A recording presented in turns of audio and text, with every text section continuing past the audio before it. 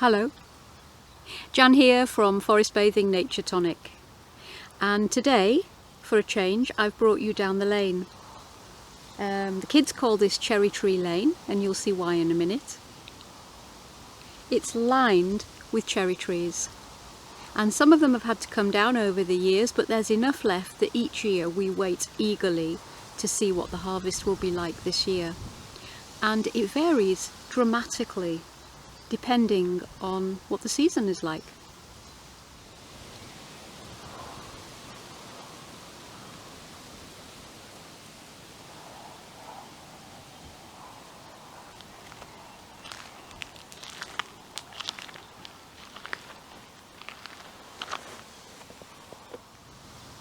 This has been a very odd year, not just in terms of world events, but in terms of the climate and the seasons in the UK.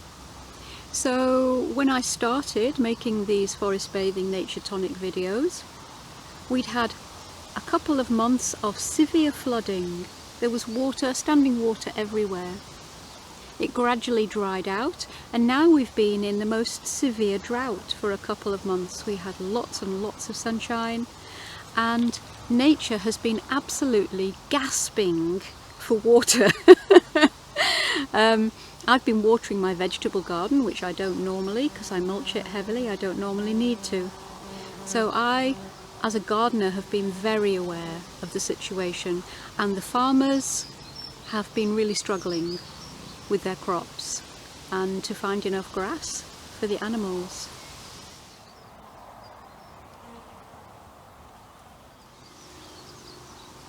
So the trees have mostly fruited now. We looked at the flowers early on in the season, and now the fruits have formed, and the trees can do that because they have deep, deep roots that go down into the ground. The poor old annual plants, the herb plants, they're not doing so well. And I went down to the hay meadow last week and saw it's a sorry sight.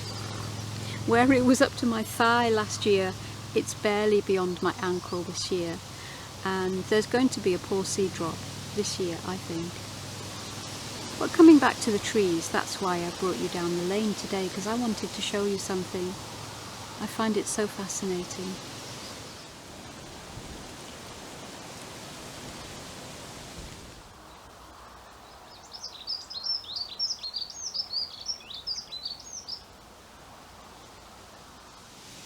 I walked down the other evening, and underneath the cherry trees I found lots of cherries. They're not ripe. The tree has cast them off, and as I approached just now, there were some birds on the ground feasting. Even though they're as hard as bullets, I'm sure the birds can deal with them, because they have stones in their gizzard that grinds up the hard material, but I wouldn't like to try eating that, and it would probably give me some stomachache if I did.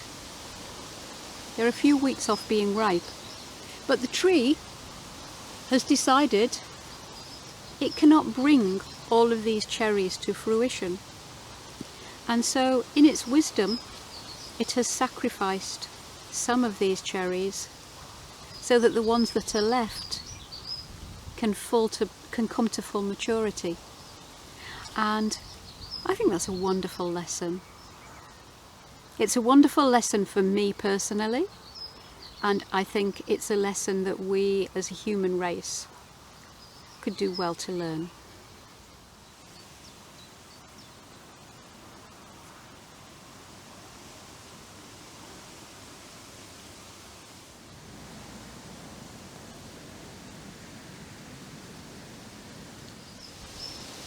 So depending on what was going on last year when these buds were formed, these fruit buds, the tree made a projection about how many cherries it would be able to produce next time.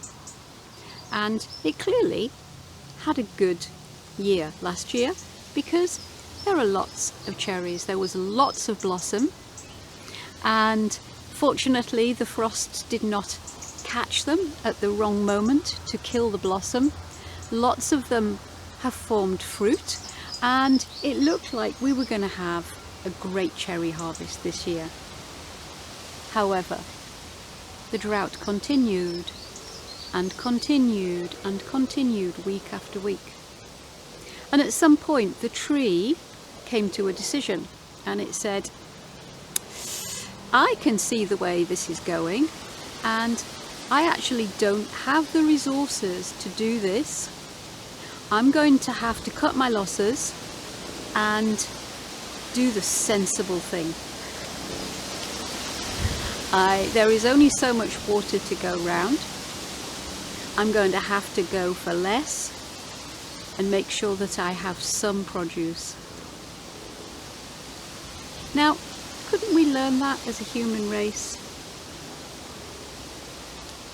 Nature, when there isn't enough water, doesn't go, oh, okay, I'll just suck it all out of the rivers. It doesn't say, oh, I'll put a pipe down and extract water from these ancient aquifers that are thousands of years old and are actually not sustainable, because they refill very, very slowly over thousands of years.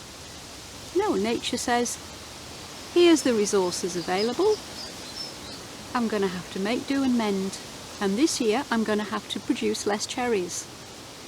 Nature is wise and wonderful, and the personal lessons I get from this are, when I don't have many personal resources, hunker down, do what I have to do, spread my energy where it needs to be, prioritize, and the good times will come again. So, looking at these cherries that the tree has cast off has taught me a real lesson. And I'm going to go back and I'm going to apply this in my vegetable garden. And I'm going to apply it to my own life. And see what lessons I can learn practically from this lesson that nature has given me.